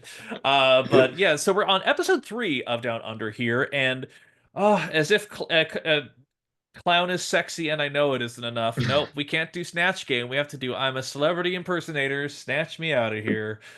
With a breakdown of four queens versus four queens. Like, was I right, or is it seven of them? I But think it they was it was 4 and 3 or four I and think it's four. 5 and 4, I think, if I'm Five not and mistaken. four. Yeah, because Like, remember the first episode there was no eliminations, so we're down yes. to, yeah, 9 at this point. But yeah, it's interesting. In the preview, it looked like 2 people were going to be end up doing Mrs. Claus. That ended up not being the case. Instead, we have Nikita. She is, for this Snatch Game challenge, going to be doing Mother Nature. We have Mandy Moobs, who's going to be doing Jane Turner from Kath and Kim. Brenda Bless is going to be doing Gina Riley from Kath and Kim, in a nice bit of kismet. Freya ends up doing not Mrs. Claus, but Ms. Claus. Her other pick was going to be Erica Jane, who is a housewife, and I think made the right decision. Max does Reese Witherspoon, for reasons. Karna doesn't do Eddie Murphy. No, she does Alicia Knowles Murphy Carter the third. Oh, and somehow dressed in a Star Trek uniform. I don't know how any of that works, but it's there. Lucinia does Tabitha Coffee. Lazy has the choices between Werner Herzog, a famous horse, but ultimately goes with Lindsay Lohan, and Vibe Okay, does I Julia just want to Child. say, I have to say, I do not understand why Lazy Susan did not do Werner Herzog. It, That was the funniest thing I have seen this week. I literally burst out laughing. I don't know what scared her because her Lindsay Lohan was just okay. It wasn't yeah, great. Sorry, my cat is like really wants to like be on the sorry episode. here. You're Wants to be part good. of the episode. But I thought that Werner, it was so funny, Yeah. and I was just like, and it was so smart, and Reese would have loved it, and and Kidda probably would have known who it was too, and maybe Michelle didn't know, and maybe that's why it like scared him off a little bit from doing it. But goddamn, I needed Werner Herzog on my drag race panel, Yeah, I mean, and Snatch it's the Game kind of panel. thing where people have done more straight face figures before. I think about UK season one when Something Wrong did Richard Attenborough, and Yeah, it didn't go very well. But like, it's very clear that Lacey has the chops. I don't think she would have been yeah. able to make it work unquestionably. But either way, we get onto a set and they are split into these teams. They are campfiring, and it's weird because at first it's like now we see there is sitting at the campfire area is Reese Nicholson and Kid Amin, who is in boy look. And for some reason, I can, it's been a while since I've seen Kid Amin. Obviously, there's been fame and money and whatnot. And now Kid Amin currently looks like a mix between Ross Matthews and Fred Schneider from the B-52s. I can't explain it, but that is the vibe that she's giving. She has a very expressive face throughout Kid all has of the. lost a lot of weight. Congratulations, Kidda. She looks very Exactly. good. And She by the looks. way, her fucking judging panel look, I Oh, thought that makeup was incredible. it's the Looks best so that good. she's ever been. It was a great Yeah. look, but her mug just I was like, where you have absolutely improved. She really proved why she deserves to be the Yes. winner. Which, by the way, if you've seen the promo for the season, if you've seen what Spanky Jackson is wearing, we are But worlds hey, apart. Spanky Jackson fans love that. They think it's great. It's They think relatable. it's relatable. She's Uh, our down to earth winner. anyways, Anyways, who stood out for you in Snatch Game? I'm gonna be really honest. I thought I forgot this. That was the quickest, most forgettable snatch game. I don't even know what happened. Well, also it was weird because there was an act one and there was an act two because the cleans were split into groups of Yes. five and four. And the first group they had like two lines of questions. That was it. And then the second one had three or three and a half, something like it was. The second part went on a lot longer than the first part. I I literally I watched it twice. I watched it twice because I was like, I can't remember what happened in the Snatch game, and maybe that's better than remembering a bad Snatch game. But it went so quick that, Yeah. and then we were thrown, and I don't want to get off this, but we're thrown into the workroom. And what I remember from the episode was Max talking about, her mother and having passed away. And that sort of dominated the episode to me. So I was sort of like, okay, like you've gotten rid of this. It's all right. Like we moved on from this forgettable snatch game, and you made the episode still work because there was compelling real life, I don't want to call it Drama. content, I but mean, like honestly, yeah, storytelling yeah. there. Exactly, because it's very clear that going into Snatch Game, like, in the confessional, Max says, fuck, she's not ready for this. And then after the Snatch Game, while they're getting ready, she seems to be distant, and Queen talks to her. And it's Yeah. basically, her mother died 1 month ago, which, if you're preparing for the middle, going to Drag Race in the middle of that, she said she hadn't time to process it. So at one point, cries and completely leaves the workroom, unsure if she's going to come back. She does. That's later addressed on stage. Actually, I think very, tenderly, very smartly. Yeah. But yeah, it's certainly interesting. Yeah.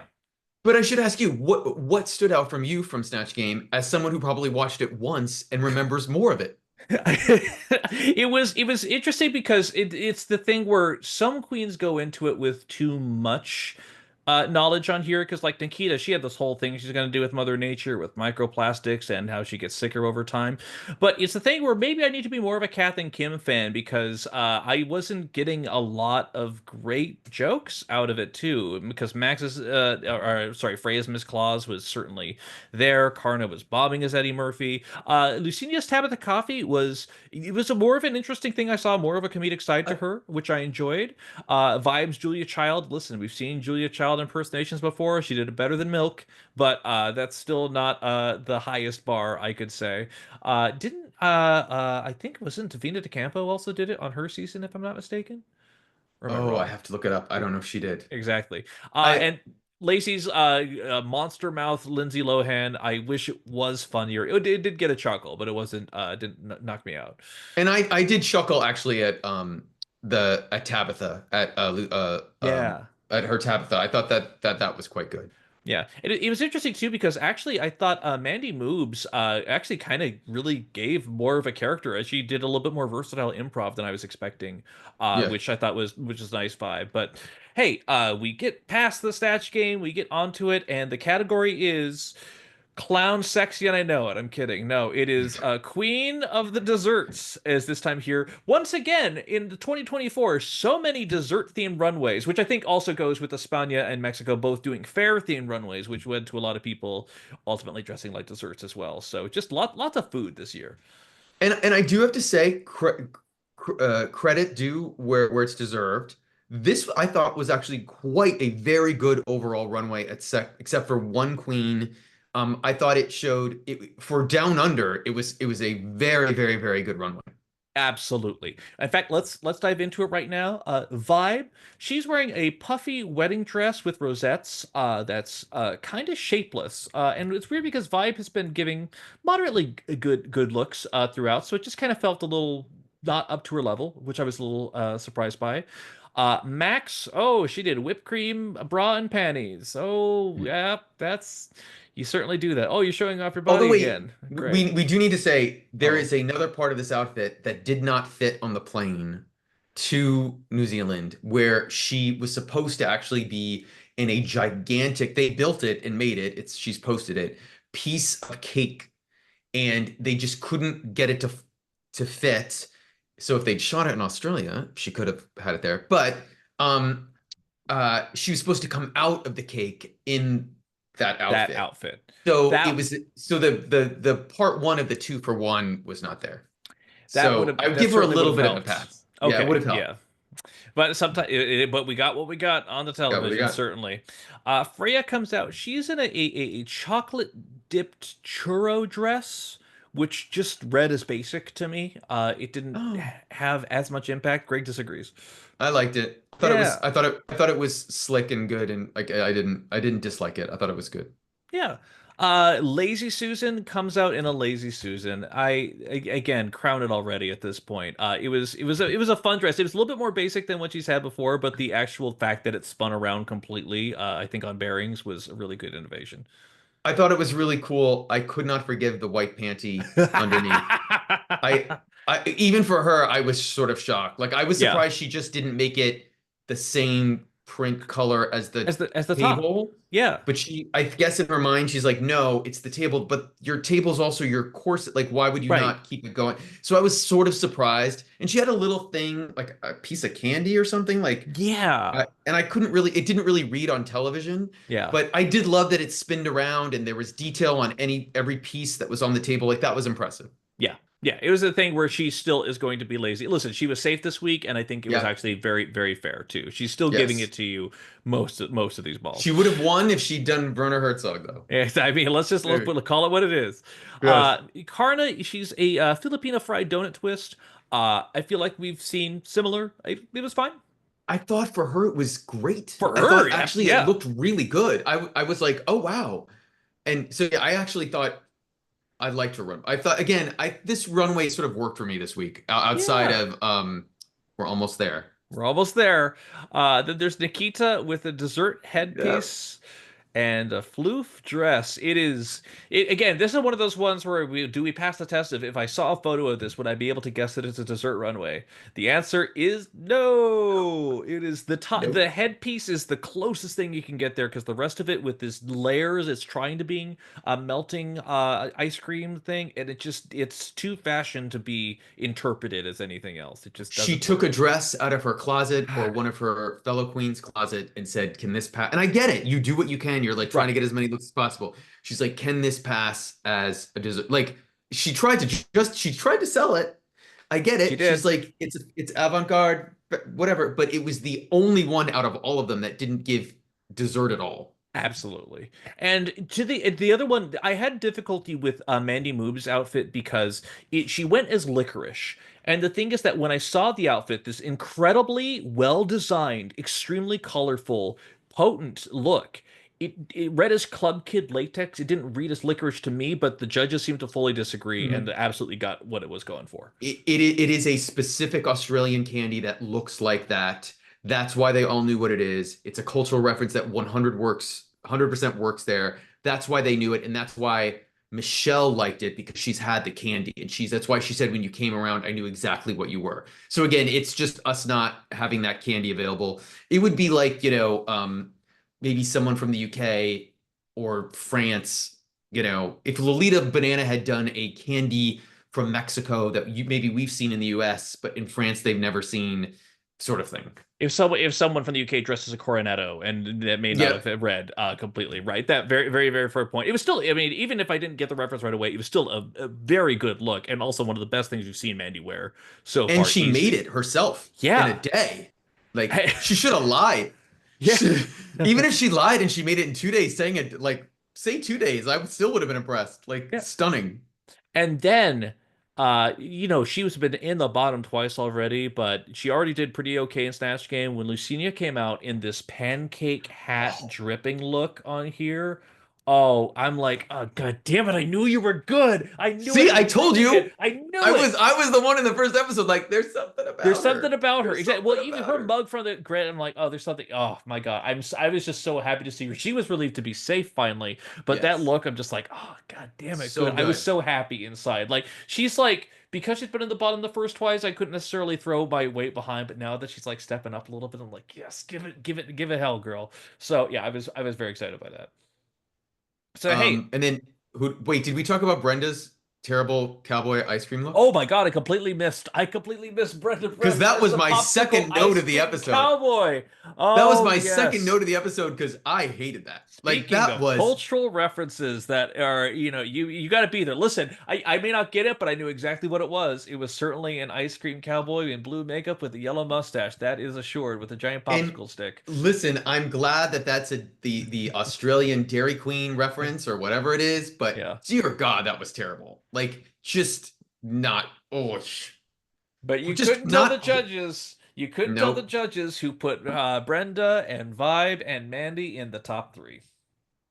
Which okay. I mean, Yeah. granted, no one will remember this snatch game, Yeah. so But well, so we'll get to a second something in a second too, because the bottoms, by the way, are Max, Karna, and Freya.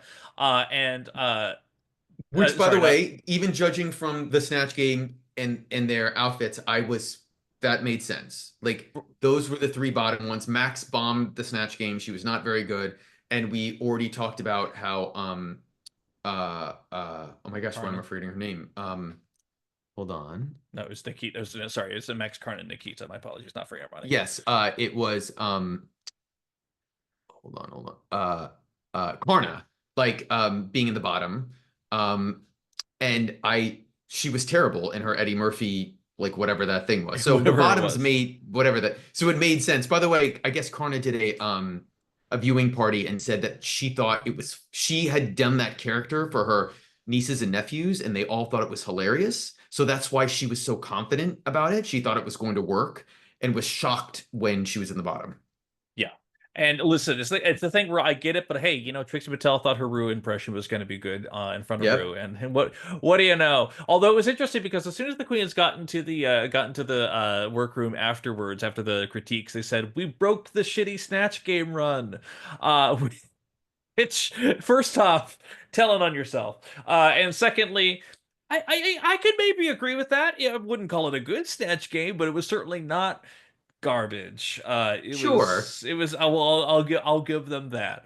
But either way, the other thing about the narrative, and again, we talk about story producing here, and there's not a lot of stories that have been going on so far this season. The Mm-mm. biggest thing they try and hype up this episode is that Vibe is thoroughly convinced that she is going to win this episode. She has a good runway. She did well in Snatch Game there, and shock and awe, the winner is Brenda Brest, which is that might play into a narrative we have later on, but it really didn't come together until the last second, so I don't really care that much. And they're doing a good job of trying to make sure that Lazy doesn't win every week. So Exactly, yes. And, Lacey kind of did that to herself. Again, she did Werner yeah. Herzog, different story. But in a surprising move, the lip sync this time is actually all three bottom queens. It is Max, it is Karna, it is Nikita going to My Delirium by currently sitting just judge panelist Lady Hawk. First of all, great song. Yep. And a Melbourne Australian legend. And I just do not understand why they're like, okay, Nikita was it was so obvious to me, like, okay, Nikita's safe. Like she's low, but like Yeah. let her go. I didn't understand why we needed to have three queens. There was no And then reason. you have and then to make matters worse, Nikita lost the lip sync. So like she clearly did. And I kept waiting like, oh, she's gonna take the dress off and do like a split or do some Yeah. like because she's a ballroom queen, do some no, she didn't do any of that. Yeah. And Well, the then closest she did is that when she kind of did she did the little she did a duck little walk duck thing walk. while in the dress, which was an amusing image, certainly, but that's really about the extent of memorable things she did during the lip sync. And I get it that this was the second time that Karna was in the bottom, but she was the best in the lip sync. Like she that was like really good.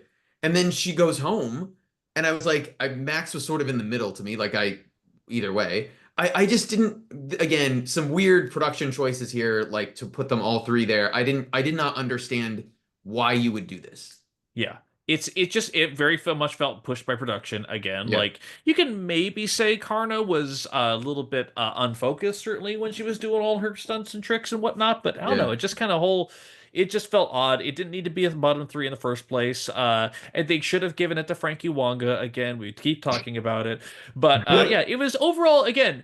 I'd say it was overall a good Wait, they should episode. have given it to Frankie Wonga in Down Under? Yeah, I think that needs to happen retroactively. I'm pretty sure Zoe Saldana is going to get nominated this year for center stage. I'm almost confident about it. But either it's still it's just interesting, and because overall it was a good episode. I wish it was a better Snatch Game, but the runways have been definitely improved overall. I'd say I wish there was a little bit more looseness from Michelle. I get moments, I get glimpses of her being a Yeah. little bit more loose on there. She certainly has a better chemistry with Reese. But I was actually surprisingly delighted by how much I enjoyed seeing Kitamine on my screen again. It actually made me very, very happy.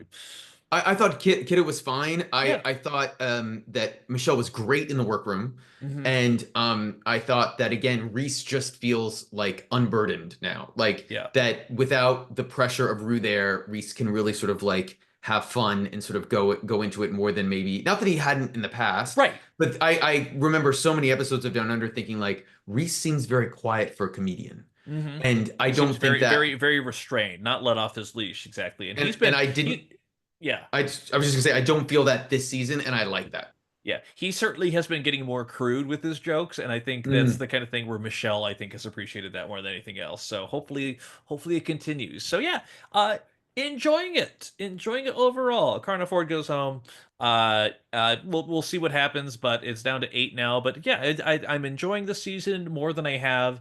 It's still because we have those 3 other seasons before it. It's still weighing it down heavily. Oh my God! Yeah. Compare any of the winning challenges from a prior design challenge to literally any losing look on some of the international seasons. It's a tough pick, but yeah, it feels like an improved season. It feels like an improved season, and I think that I have confidence that Vibe and maybe Mandy Moves can bring us, sorry, along with Lazy Susan, can bring us to the finish line. I think Freya's interesting. I think Brenda's interesting. I don't know how much longer Nikita can last with some of the choices she's making, How much but how longer Max is gonna last? Yeah. I don't I and you know, if Lucina can get far, bless, I'll be so Yes. excited. And I don't Yeah. know how She's far, my but dark horse. she's my yeah, but I do really like I think what might help the franchise overall is that if Lazy is just continues to be so good that it's a little bit of the Lena Galore effect for Italia, where they had the season before where people were like La Diamond sort of dominated, but she wasn't, like nobody loved her. And I feel like if you can have one winner that sort of like almost dominates the season and it just gets people excited about the franchise, that's good for it in the future. Right. I was thinking for a second, like, no, the Diamond won season one. Nope, I was very silly. Electra Bionic, the famous not having any wins queen to actually take the crown, a tradition that was later carried on by La Philippe. Yep. Yeah. Which I love La Philippe, so I'm okay. Yeah, it's the thing where like just and again we keep talking about France because it's such a fun Yeah. franchise to talk about, but the Ruby on the Nail comeback narrative is one of the best things I've ever seen on television and so Mm, unexpected.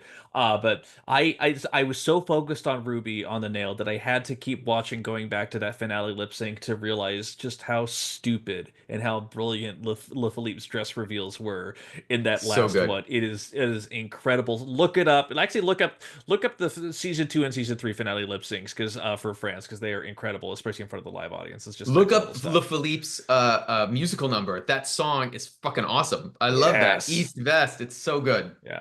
Well, hey, as it actually turns out on here every week at the end of the episode, of course, we shout out an international queen, and I'm gonna shout out one of my French girls. It's and listen, I've been doing my best because I'm like, it's so easy to do a Rue girl. I've really been pushing for the non-Rue girls. That's not the case this week. I mentioned her last week. I gotta mention again. If you're gonna go with French drag queens, if you're gonna go with anyone who I would cast on Global All Star Season 2, baby, you know it's Peach. You absolutely know it's our Uh, bearded breakdancing opera singing. It doesn't matter what she does, she's gonna do great at it, kind of thing. Peach is there. We will throw her lip sync or her lip sync. We'll throw her tag there in the comment notes. But one of my favorite queens, if you ever get a chance, it is one of the best comebacks we've ever seen as well. Part of the reason why Drag Race France season 2, one of the best seasons of all time. She's a queen who does very well early on, wins, gets eliminated, has a chance to come back and by beating another queen in a lip sync, and does. And then gets later eliminated, but still, like, actually has one of the best things because she actually eliminates a girl that actually was doing well, Cookie Cunty. Just truly amazing stuff. The Drag Race France season 2, all timer. Follow Peach. I cannot. Hopefully, we will see her again in the future. She's just fantastic. she's fantastic. I don't love her as much as you, but I still respect her, and I think she's super talented. And her Titanic look is iconic forever. Mhm. I my queen this week is actually a queen many listeners might know or they might not know, and that's probably if they don't, that's a good thing. She's not a Rue girl, but she's from the UK, and it's Juno Birch, Oh who my is God. a fantastic. She's a trans queen, or trans out of drag. She's a trans woman who does drag, and you if you have watched any Trixie Mattel YouTube video, you probably know who Juno is, but you may not. And I've seen her live twice in perform. I've seen her perform. She's done tours. She's come to LA a couple times. She's done US tours, and her talent is off the chart. At this point, I don't know if she actually needs to go on Drag Race UK. She has a career sort of surviving on her own. Um, there's She's buzz that she actually would do it, But but she's like a Jackie Beat type. She's just so yeah, legendary that like what would be the point at that point? Yeah. it's a little like what Meatball is becoming a little bit, especially here in LA, and like as Meatball like expands across the country doing other events. Like you sometimes you just don't need it. Hmm. And she might not need to, but super talented. If she the next time she goes on tour, just follow her on Insta. You have to go. Like it is a great show and just beyond talented. Good. I think that is a fantastic pick. I am familiar of her through her various Trixie collaborations. She kind of sees like her humor sometimes like feels like it's closer to like sci-fi Tammy Brown a little bit, but its Mhm. own weird thing on itself. Like she just has, and I love her speaking voice, so distinct, incredible. But yeah, those are. Also, she's and just a quick for anyone who's watched Drag Race UK, she's slightly adjacent to the House of Gorgeous. One of her really good friends is Licorice Black, who is the one House of Gorgeous member who has not been on Dragula or on Drag Race UK yet. and she is fire. Like also she opened actually for Juno on the last tour.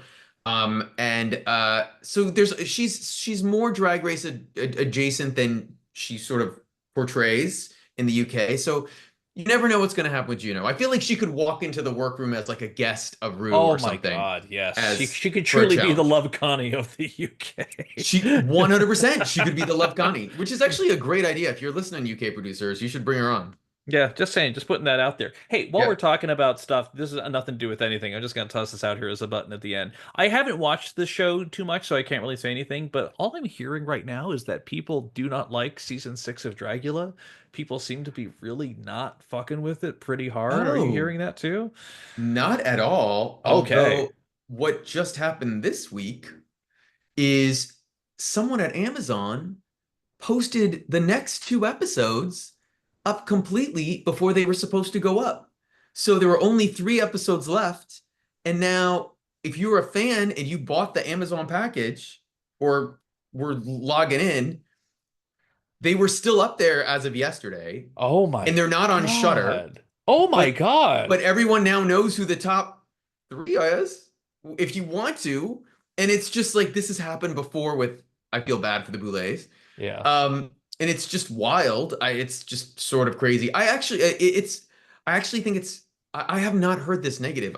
Most people I know think it's a pretty good season. okay. So because it's been a little more spread out in terms of wins, and it's not like last season where they were really pushing a narrative of like who was going to win. And I forgot her name, but again, there's always great looks. And actually, Violet was just on last week and was a killer, like as you would expect, like guest judge. Of course. But I Her will say bag this: completely. Yeah.